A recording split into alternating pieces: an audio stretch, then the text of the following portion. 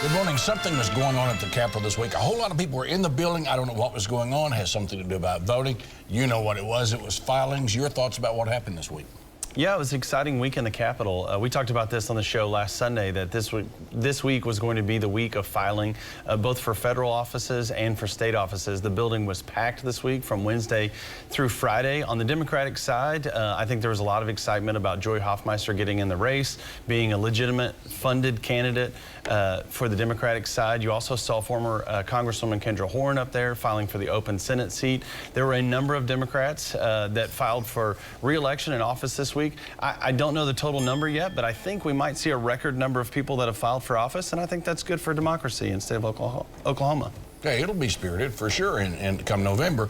But right now, you're seeing filings for the primaries are in front of us, but you've been there a long time. You've seen these filings before. Any thoughts about what happened this week? Yeah, well, this was my fifth time to file. This was great to file inside the Capitol.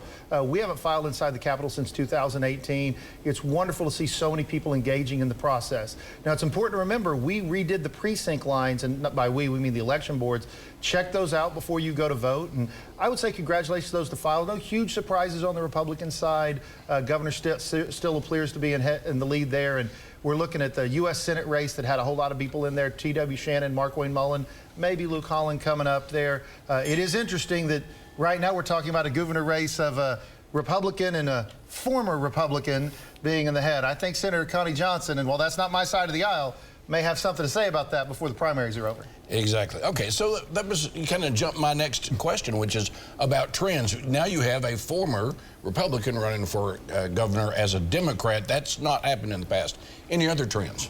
Well, the trends going on right now are the Oklahomans are looking at the national politics. We're looking at 8.5% inflation. I said this last week, and I stand by it. It's the largest tax increase year in the history of my lifetime, and it's the hidden tax of inflation, and I don't believe that it's 8.5. I think it's much higher than that based upon failed federal policies.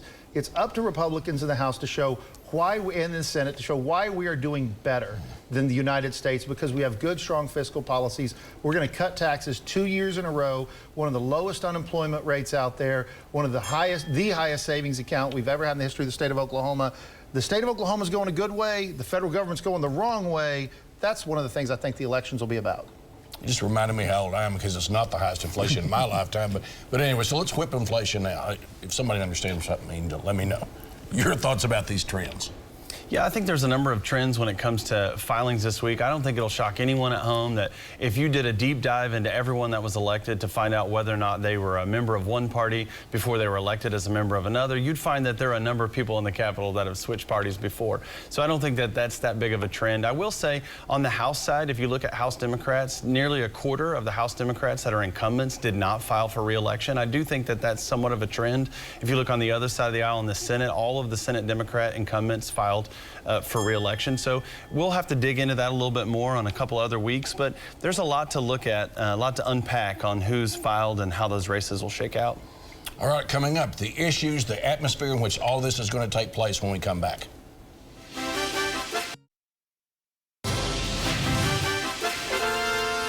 Okay, so you're filed, you're ready to go, and you're going to have to deal with the issues that are out there. John, what are the issues that are resonating with Oklahomans?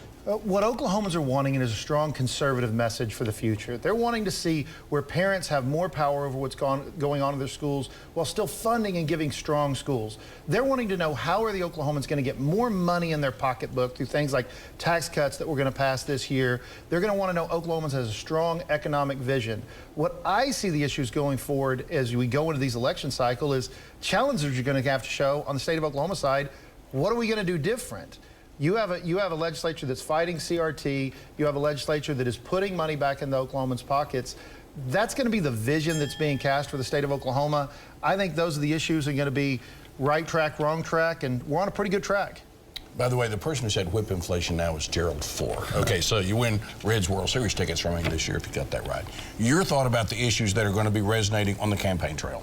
Yeah, well, what I really hope to see on issues on the campaign trail is that you'll actually talk to people on the campaign trail. It's one of the unique things about running for office. It's getting out, it's knocking doors, it's talking to the voters, it's understanding what they want in this election cycle. What I hope that we don't see, which we probably will, is a bunch of mail pieces that come out that talk about fighting against things that are at the federal level when they really have nothing to do with your state legislature.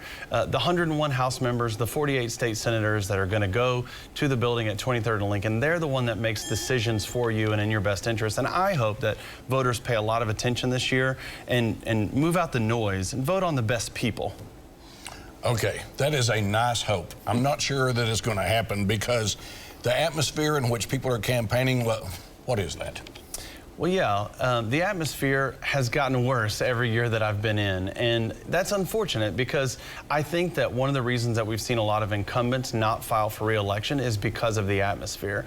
They're tired of the fighting, they're tired of going to work every day and seeing no real change happening, and that's the big deal in politics. Are you going to go to 23rd and Lincoln and make a difference? Are you going to make a difference for the people that elected you for office in the first place, or are you just going to go talk about a bunch of federal issues that don't actually impact the lives of Oklahoma citizens? That's why so many people are frustrated. That's why the atmosphere has been worse.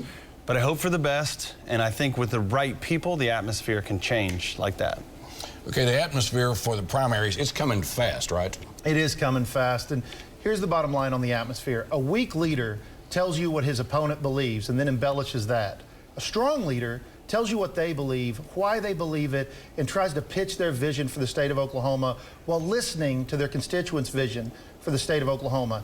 This atmosphere is toxic. If you go on social media right now, you would think that Oklahomans are filled with vitriol from one side or the other, but that's just not true. We know from knocking on doors, right?